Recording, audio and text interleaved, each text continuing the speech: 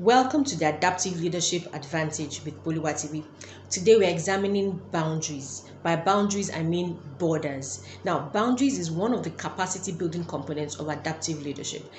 Boundaries simply means something that separates one thing from another thing, something that shows distinction, that shows that one thing is wholly, uniquely separate from another thing. Look at countries, for instance. Countries are defined by their boundaries. In relationships, boundaries are all but necessary. Look at your skin, for instance. How crazy will it be if all of our innards were like hanging out whenever we walked? Our skin is a healthy boundary. Our skin provides some kind of container, so look at boundaries as such. Boundaries are not the bad thing. Some people feel that boundaries means that you're uptight and everything, but that's not true.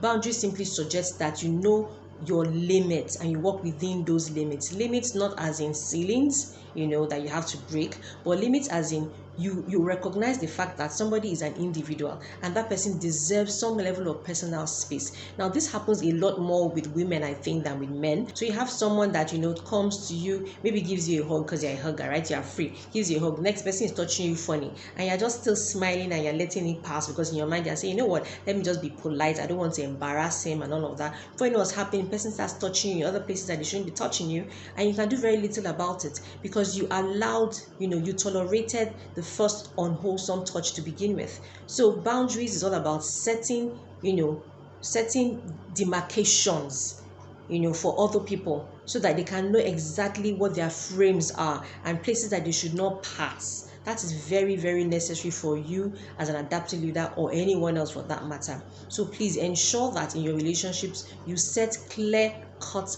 boundaries so that once they are crossed, you would know that this person has to be corrected. Okay, that's the essence of having boundaries. Remember, be the leader that you would want to follow.